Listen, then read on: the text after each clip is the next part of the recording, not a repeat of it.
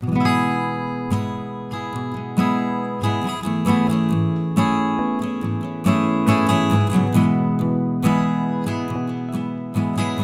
Luciano começou a falar sobre os cânticos de romagem, uma longa obediência na mesma direção. Cada salmo mostra uma particularidade da jornada minha e sua, que é a jornada do peregrino. Cada salmo mostra uma particularidade dessa vida de discipulado, que é a vida do cristão, que é a vida com Jesus. Salmo 120 fala sobre a habitação do peregrino. Salmo 121 fala sobre o caminho do peregrino.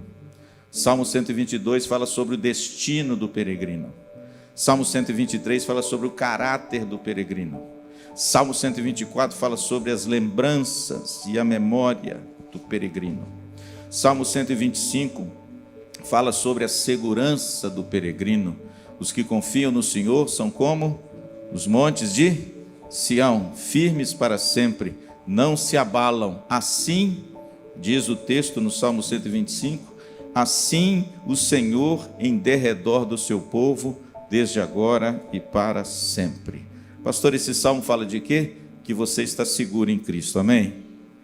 Assim como Jerusalém está segura com os montes, assim o Senhor é ao nosso derredor, ao redor do teu povo, amém? Portanto, o cristão não pode viver amedrontado, viu, irmãos? Isso é coisa para ímpio, tá? O cristão não pode viver com medo das coisas. O cristão está seguro. O Salmo 125 fala sobre a segurança do cristão, a segurança do peregrino. E eu cantei até a musiquinha aqui, não é? Os que confiam no Senhor. Quem se lembra? Uma música antiga, extraída desses salmos. Então, o Salmo 125, mais uma particularidade da jornada do peregrino, fala sobre a nossa segurança. A segurança que Jesus promete a você não exime a responsabilidade sua, entende? Nós estamos seguros e não tememos, porque a nossa segurança provém do Senhor, principalmente a segurança da salvação, amém?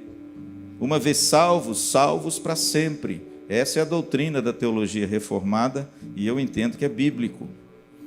A gente não é salvo hoje, amanhã não é salvo, aí volta a ser salvo amanhã, aí no outro dia a gente salva. Não, irmãos. Se foi Cristo quem salvou você, como diz Spurgeon, e não as suas obras, você pode ter certeza da sua salvação. Os que confiam no Senhor são como os montes de Sião. Eles não se abalam, mas são firmes para sempre. Amém? Então, irmãos, o Salmo 125 fala do que, pastor? Da segurança do peregrino. Segurança do peregrino. E aí vem o Salmo 126. Esse salmo é belíssimo, irmãos, porque ele diz assim: quando o Senhor restaurou, segue aí comigo para ver se o pastor não está falando asneira. Quando o Senhor restaurou a sorte de Sião, ficamos como quem? Então, a nossa boca se encheu de riso e a nossa língua de quê? De júbilo. Então, entre as nações se dizia o quê? Grandes coisas o Senhor tem feito por eles. Com efeito, grandes coisas fez o Senhor por nós, por isso estamos. Restaura, Senhor, a nossa sorte, como as torrentes do Neguebe. Os que com lágrimas semeiam, com júbilo ceifarão. Quem sai andando e chorando enquanto semeia, vai fazer o quê? Voltará com júbilo. Como? Trazendo os seus.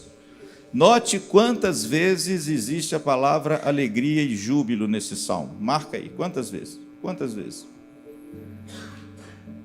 A Bíblia diz no verso 2 que então a nossa boca se encheu de riso. No mesmo verso, e a nossa língua de júbilo. Versículo 3, por isso estamos alegres. Versículo de número 6, voltará com júbilo. Vê quantas vezes aparece a palavra alegria e júbilo nesse salmo. O contexto desses salmos, irmãos, sabem bem qual é. Deus restaurou a sorte do povo, porque o povo viveu 40 anos cativo na Babilônia, por causa do pecado de idolatria, viu, irmãos? Cuidado, tá? Cuidado que o mandamento de não ter outros deuses continua vigendo hoje, viu? Não estou dizendo que você vai beijar santo, não estou dizendo nada com isso. Não estou dizendo que você tem um ídolo na sua casa, que você adora e presta culto. Mas o mandamento contra a idolatria nos nossos dias continua. Que mandamento, pastor? De você não ter outra coisa na vida que é maior do que Deus e é digno da sua adoração. Viu?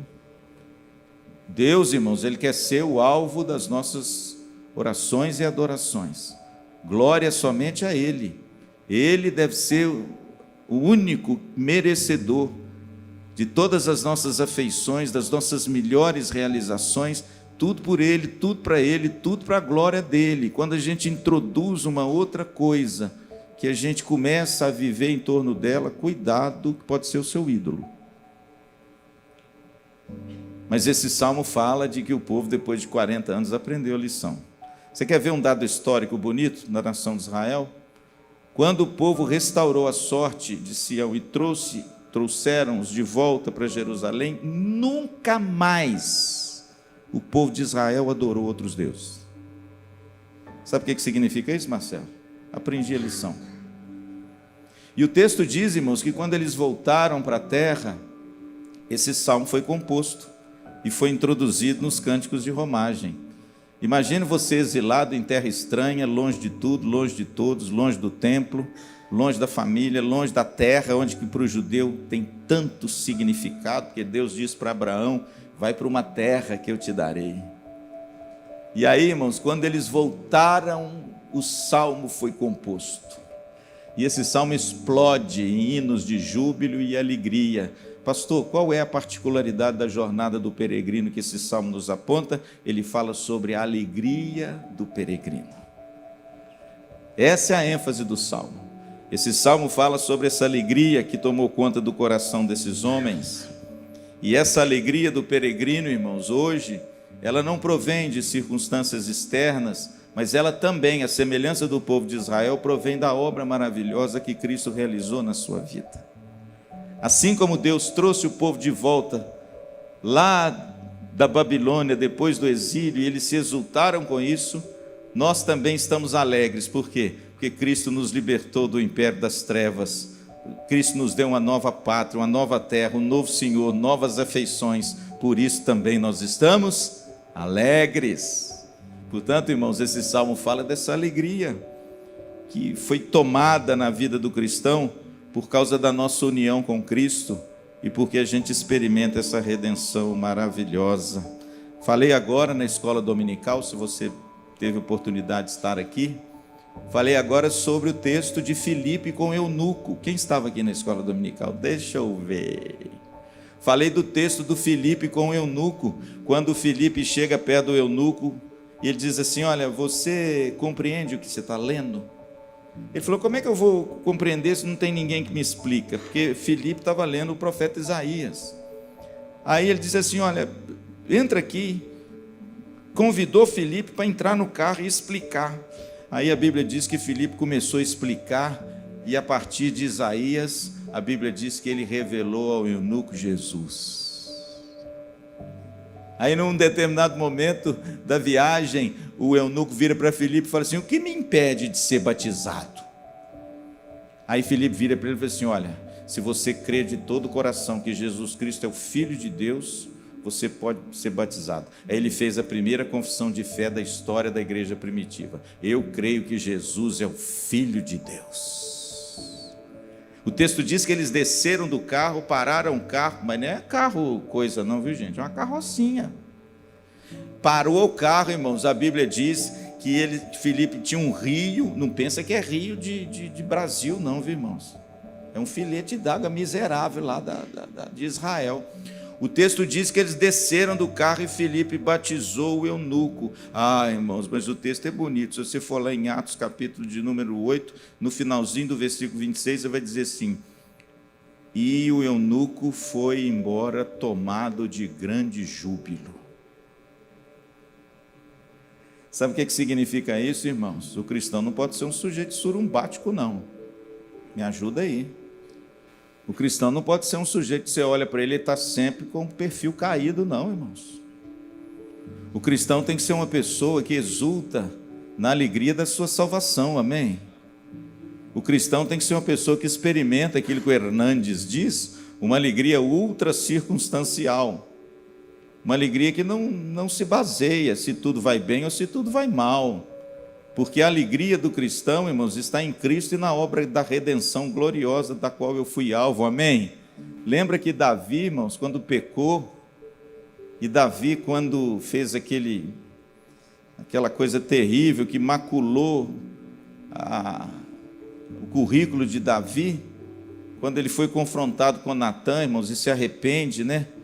E põe a mão no peito e pede a Deus arrependimento, vai lá para você ver no Salmo 151, uma das coisas que ele pede a Deus, qual é, pastor? Restitui-me a alegria da tua salvação. Sabe por quê, irmãos? Porque o pecado causa tristeza, viu?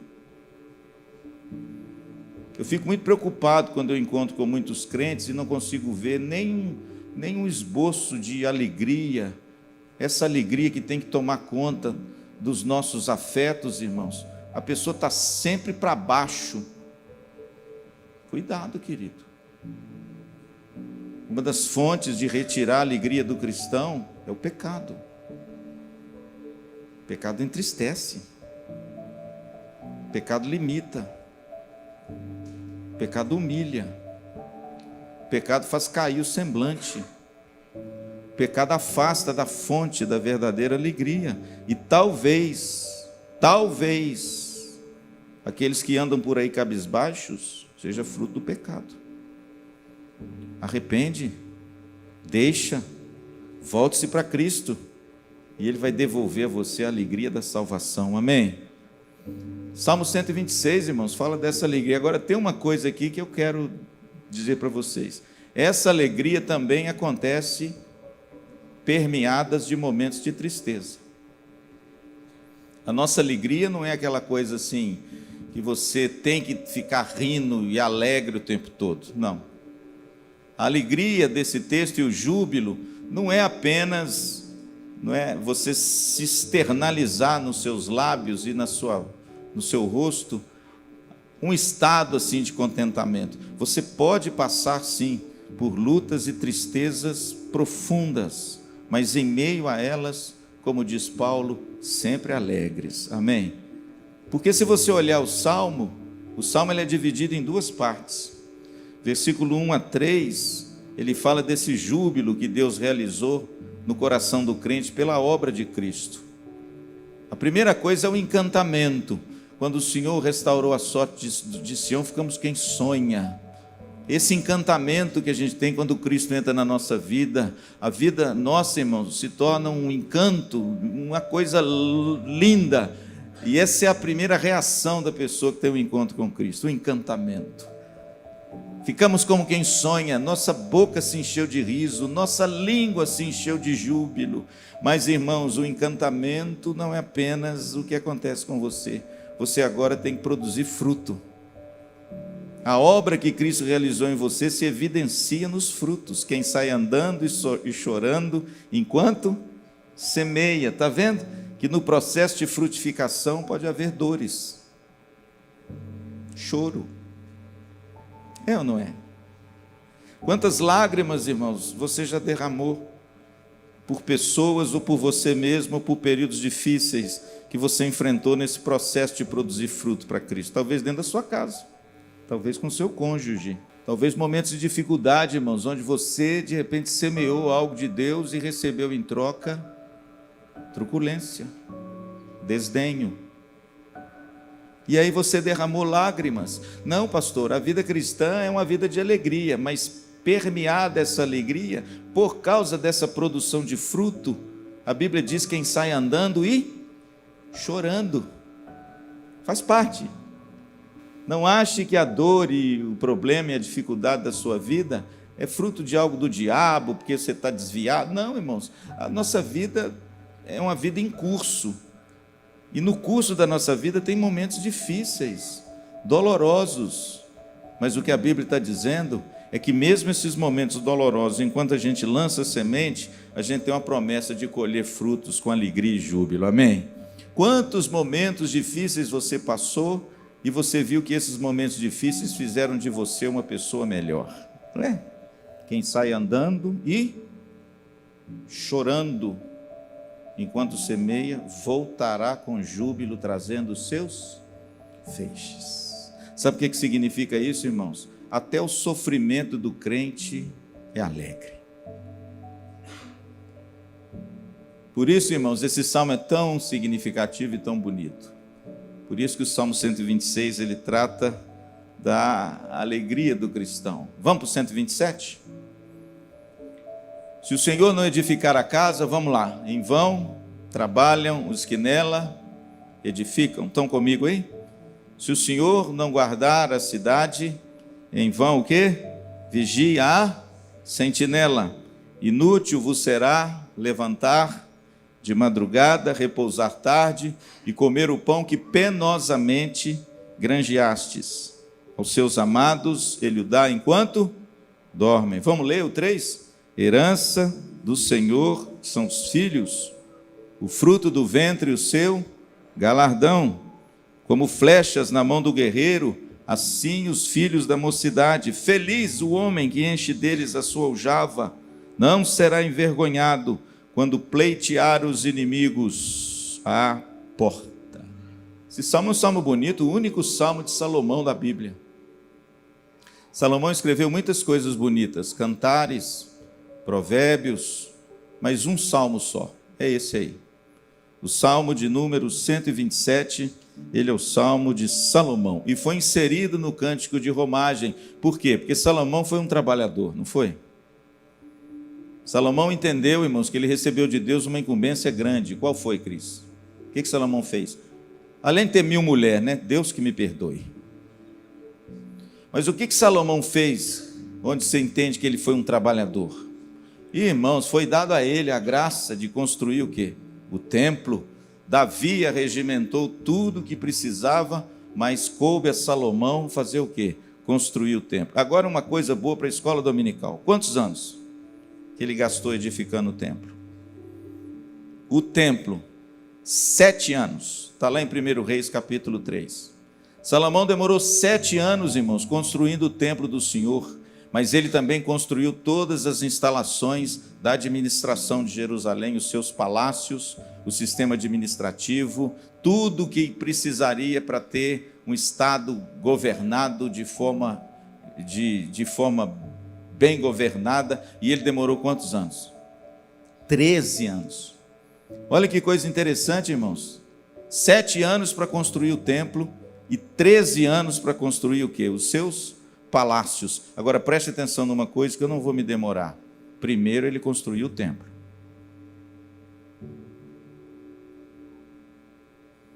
Está entendendo?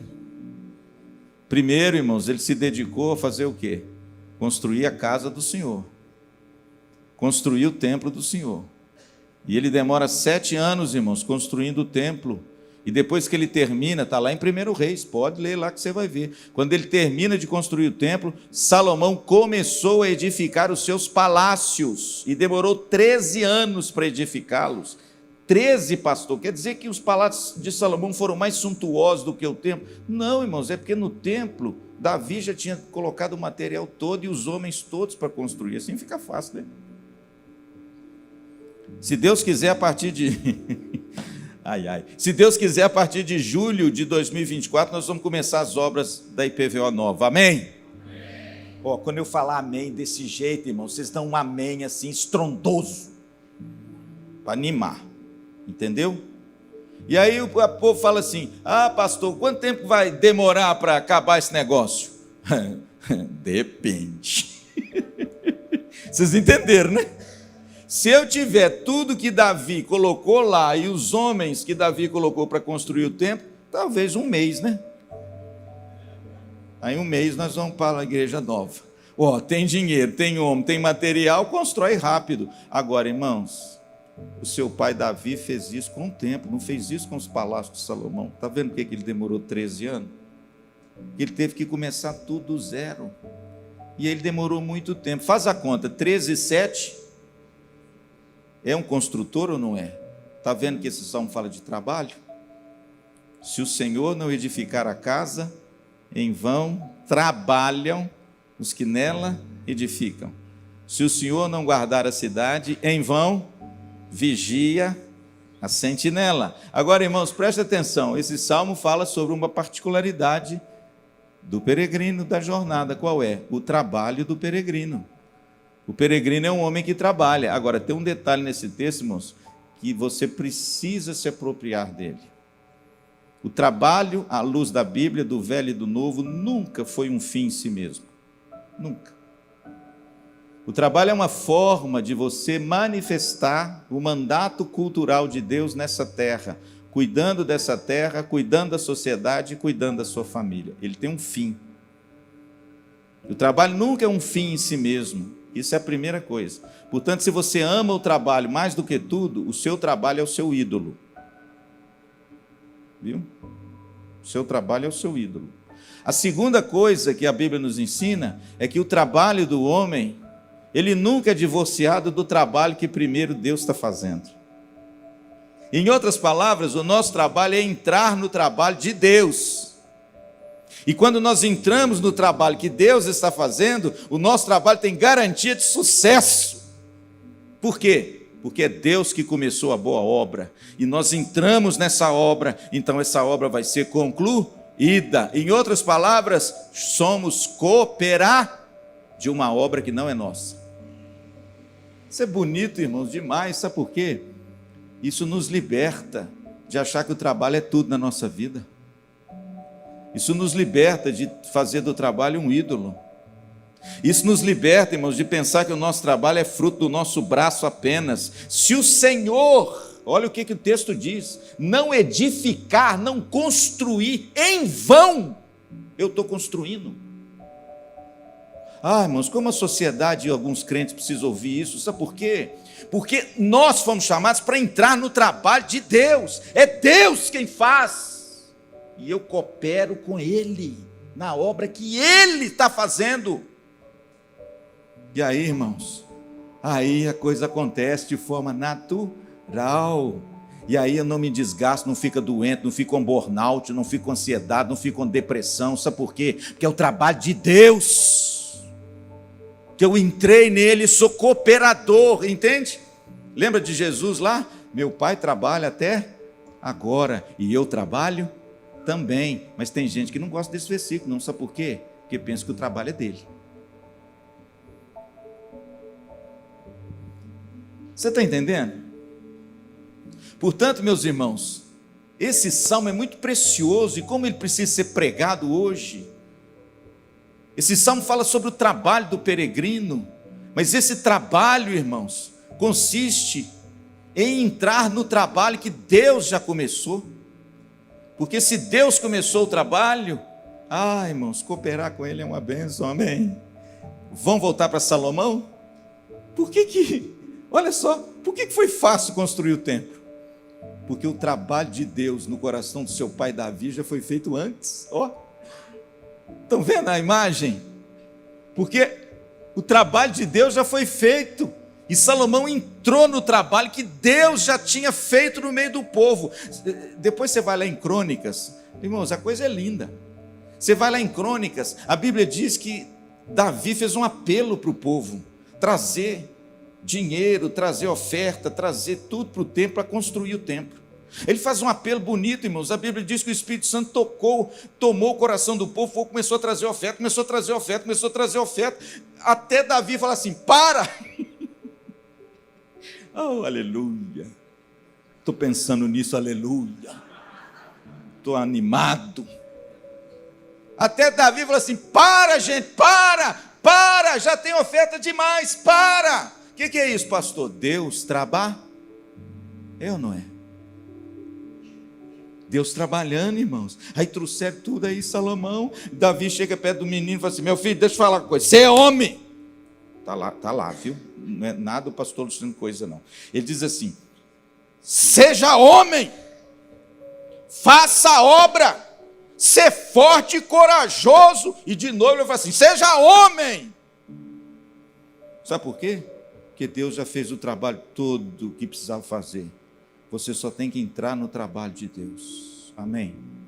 Você sabe por que muitas vezes o seu trabalho não dá certo? E as coisas que você faz não vai para frente? Porque não é de Deus. Não é de Deus. É seu. É seu. E aí, irmãos, é difícil. o trem é tudo truncado, não vai, é tudo cheio de aresta, o trem não anda, e você quer entrar. Sabe por quê, irmãos? Porque não é trabalho de Deus. Porque se o Senhor trabalhar e você entrar no trabalho dele, você vai ver a obra concluída, amém?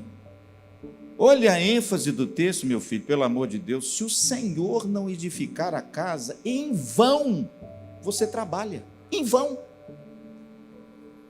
Você imagina?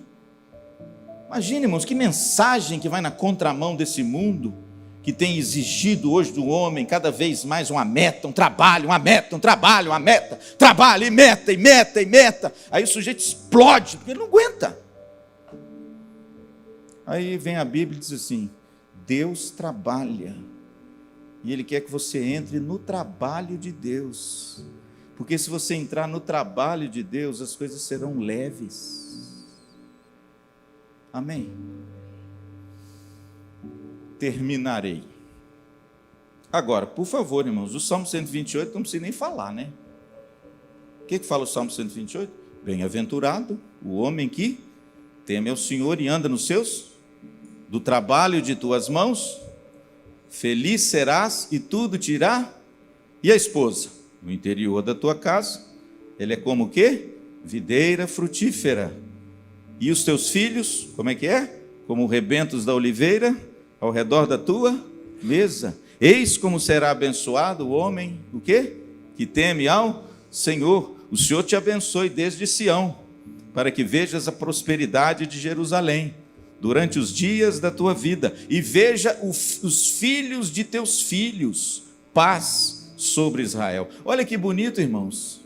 Salmo de número 126, a alegria do peregrino. Salmo 127, o trabalho do peregrino. Salmo 128, agora olha que bonito, a família do peregrino. Oh, gente, que coisa gloriosa. O Salmo 128 fala sobre essa família do homem que teme ao Senhor e anda nos seus caminhos. É uma família muito abençoada, é uma família que o trabalho traz alegria, provisão e dignidade à família. O texto diz que ele feliz serás, por causa do trabalho. Pastor, veja a conexão, você já prestou atenção? Por que o Salmo 127 fala de trabalho e o 128 da família entra com trabalho? Está vendo a conexão? Esse homem sabe que ele trabalha, mas ele entra no trabalho que é de Deus, então ele é feliz. Olha, irmãos, como a Bíblia é bonita. Olha como a Bíblia é bacana. Esse homem agora ele não se mata de trabalhar. O trabalho para ele não é um ídolo. E ele tem no trabalho um prazer. Sabe por quê? Porque ele sabe que o trabalho que ele faz é um trabalho do Senhor, no Senhor. E ele é cooperador, seja qual natureza do trabalho que você fizer. Seja você comerciante, empresário, professor, médico, dentista, pastor, sapateiro, qualquer trabalho que você fizer. Se você entender, irmãos, que o seu trabalho, quem faz é Deus antes de você, você trabalha e é feliz. Esse homem aqui, ele é feliz. O texto diz que do trabalho de tuas mãos comerás, feliz serás. Eu estou vendo família aí de gente se destruindo, porque trabalha demais, não tem tempo para nada mais, nem para os filhos, nem para a mulher, nem para o marido, nem para nada. Mas esse homem é feliz, por quê? Porque esposa e filhos, irmãos, têm um lar estabilizado. Primeiro o texto diz que a sua esposa no interior da sua casa é como videira frutífera. Já preguei isso aqui, mas vou repetir. O texto não quer dizer que mulher não pode trabalhar fora, porque tem gente que usa esse texto e fala assim, está vendo? Está vendo? É no interior da tua casa, está vendo? Não, irmãos, o texto não quer dizer isso não. O texto não traz essa ideia da mulher ser apenas do lar, não. A ideia do texto é que a sua esposa no lar, no convívio com a família, ela é alegre, é a videira. A videira é o símbolo da alegria, né, irmãos? A videira é aquela coisa que dá alegria, e a oliveira, aí os filhos aqui, ó, os filhos são como rebentos da oliveira. Agora sim, a oliveira era o óleo dava energia, é isso aí. O óleo era responsável para colocar nas candeias, e tudo funcionava com óleo de oliva. Até hoje, muita coisa funciona com óleo de oliva. Os seus filhos são rebentos da oliveira. Por quê? Porque se você encher eles a sua casa, a sua família vai ter força, proteção, e acima de tudo, quando vierem os inimigos, você vai ter uns meninos robustos. Para quê? Para te proteger. Que coisa linda, irmãos. Essa é a figura de quê, pastor? Da família do peregrino. E aí o texto termina dizendo assim, quer ver? Paz sobre Israel. Por quê, irmãos? Claro, irmãos, tudo começa onde? Na família, né? Se a nossa família vai bem, Jerusalém vai bem. O que diz o texto? O Senhor te abençoe desde Sião para que vejas a prosperidade de Jerusalém. Veja como a coisa é linda. Família estabilizada, família do peregrino que teme ao Senhor, que tem a esposa e os filhos nessa comunhão maravilhosa, abençoam a cidade, Jerusalém. E ele termina dizendo, paz sobre Israel. Veja que agora nós temos uma nação abençoada, que temos homens e famílias que temem ao Senhor. Amém? É isso, irmãos, é isso que faz a diferença. Portanto, meu amado, vamos ficar por aqui. Hoje, então, nós trabalhamos mais 3 particularidades da jornada do peregrino. A primeira delas, nós falamos sobre Salmo de número 125, na realidade falamos semana passada, a segurança do peregrino. Salmo 126, a alegria do peregrino. Salmo 127, o trabalho do peregrino. E Salmo 128, do quê? Da família do peregrino. Amém, querido? Então, uma dica do pastor Luciano: põe em ordem a tua casa. Põe em ordem. Veja o que está faltando e reponha. Veja o que está em excesso e corte. Veja o que é necessário se fazer e faça.